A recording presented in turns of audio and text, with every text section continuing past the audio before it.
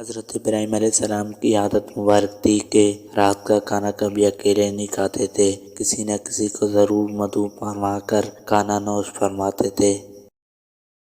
ایک رات آپ کسی مہمان کا انتظار کر رہے تھے کہ کسی نے دروازے پر دستک دے دی۔ آپ نے دروازہ کھولا تو دیکھا وہاں ایک 80 سال کا بوڑھا تھا۔ اس نے کہا، مجھے کچھ کھانے کو دے دو، مجھے بےحد بھوک لگی ہے۔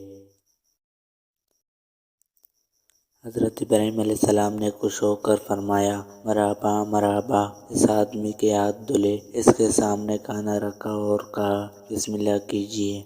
وہ بوڑھا بولا، میں بسم اللہ نہیں پڑھوں گا، کیوں نہ کہ میں مجوسی ہوں۔ حضرت ابراہیم علیہ السلام غصے میں آ کر کہا، کھڑے ہو جاؤ، میں مجوسی کے ساتھ کھانا پسند نہیں کرتا۔ وہ بوڑھا چلا گیا۔ ادھر پلک جھپکتے ہی حضرت جبرائیل علیہ السلام آئے اور بولے، اللہ نے فرمایا ہے، اے ابراہیم علیہ السلام، منکر تو وہ میرا ہے، میں نے تو 80 سال میں کبھی بھی اس کا رزق نہیں روکا۔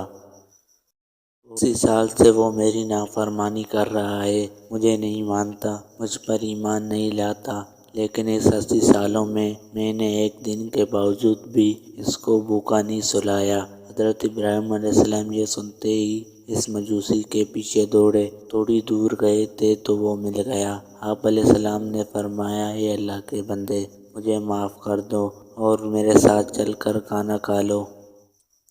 80 سال سے وہ میرے آپ کی وجہ سے اللہ مجھ سے سخت ناراض ہو گیا ہے۔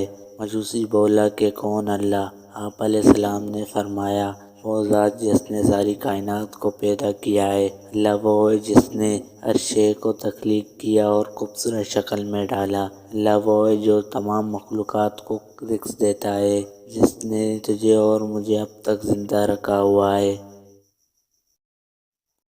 مجوسی حضرت ابراہیم علیہ السلام کی یہ بات سن کر رونے لگا اور بولا کہ کیا کہنا ہے تیرے رب کے، اے اللہ کے بندے، تیرے رب کا تو اخلاق بہت اعلیٰ اور عظیم ہے۔ میں اتنے پیار کرنے والے عظیم رب پر ایمان لاتا ہوں۔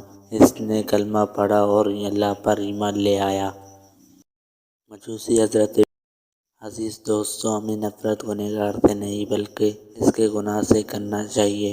جو کوئی بھی انسان کسی گناہ میں مبتلا ہو، ہمیں اس سے نفرت نہیں کرنی چاہیے بلکہ اس کے لیے ہدایت کے لیے دعا کرنی چاہیے۔ اللہ ہم سب کو سمجھنے اور نیک اعمال کرنے کی توفیق عطا فرمائے، آمین یا رب العالمین۔ چینل کو ضرور سبسکرائب کر لیے تاکہ ہر آنے والی ویڈیو آپ تک پہنچتی رہے۔